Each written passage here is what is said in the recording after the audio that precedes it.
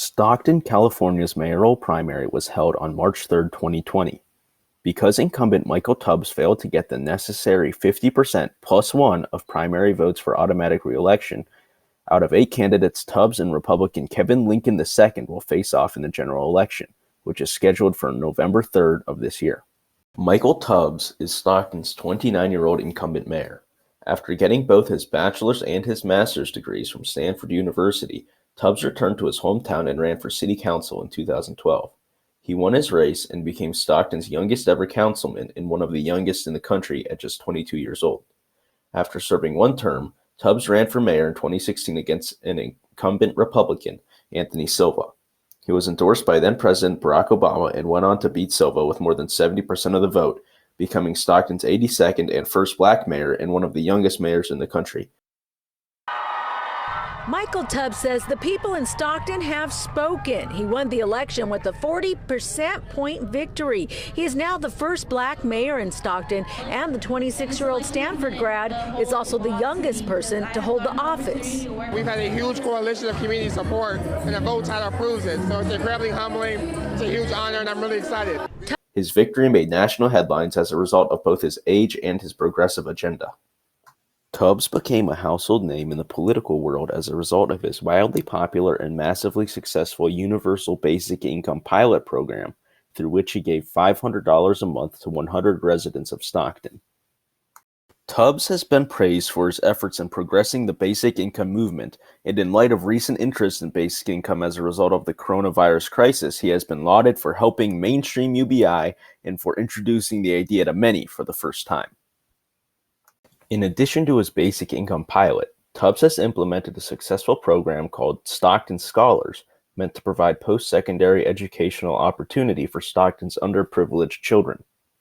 Tubbs is running for re-election, pushing to get a new California State University built in Stockton, which is the largest metropolitan area in California and the second largest in the country that does not have a public university.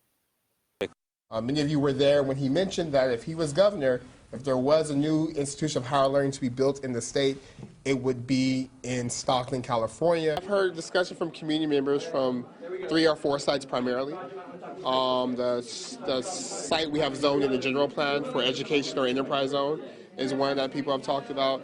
I've heard talk about the CSU satellite campus at University Park and just seeing if there's room to build there. There's talk about finding somewhere downtown or even at the fairgrounds. Tubbs continues to work on improving community relations with police through programs such as participating in National Night Out. He also emphasizes his efforts to develop downtown Stockton and reduce the homeless population. When asked why he deserves to be reelected, this is what he had to say.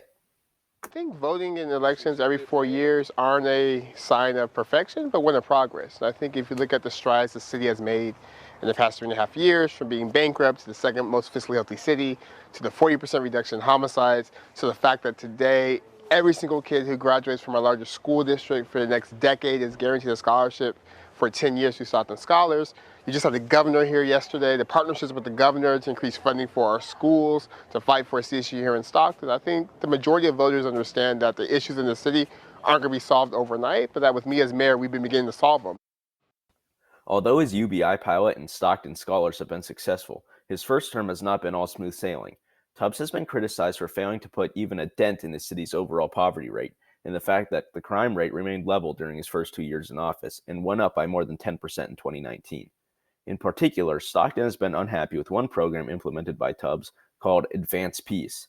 This program, meant to reduce violent crime by providing job training, housing, as well as no-strings-attached $1,000 checks to those in Stockton most likely to commit violent crimes, was a flop and has been seen as a giant waste of money because, well, it was.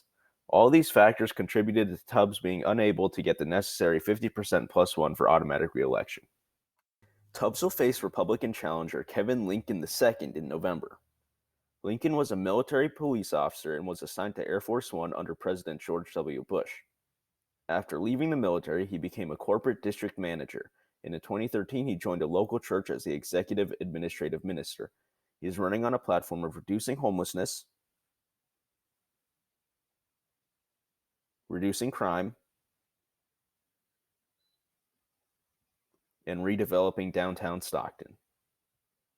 In 2016, Tubbs won the primary with 33% of the vote against Silva's 26%, meaning he has outperformed his 2016 primary numbers, as any incumbent would want to do.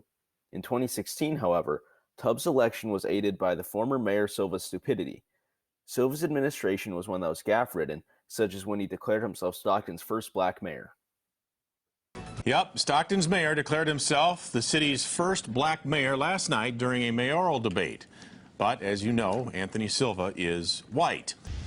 I'm not African American, but I'm pretty darn close.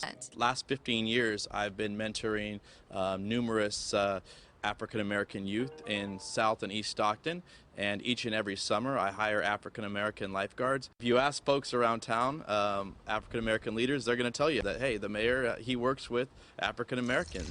But then things got worse. In 2015, a 13-year-old boy was shot and killed with a gun registered to Silva. He claimed it had been stolen from him, and he hadn't yet reported it to the police. In August of 2016, after the primary but only 2 months before the general election, Silva was arrested for providing alcohol to underage boys at his youth camp, then recording them playing strip poker. While Tubbs was probably going to beat Silva anyway, these issues were the nails in Silva's coffin.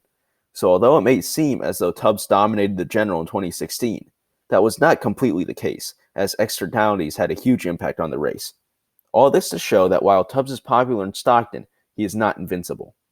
However, one unexpected factor in this race could be, because of the coronavirus crisis and all the economic hardship that has come from it, both interest and support for UBI have skyrocketed. Because of this, Tubbs has benefited from a huge surge in both local and national press coverage and has earned the support of UBI advocates from around the country. This effectively nationalizes a local race, which is always a recipe for success. All this while Lincoln is stuck inside, unable to campaign. These factors lead me to feel that I can definitively say, although it won't be quite the same type of landslide it was in 2016, Tubbs will win handedly in November.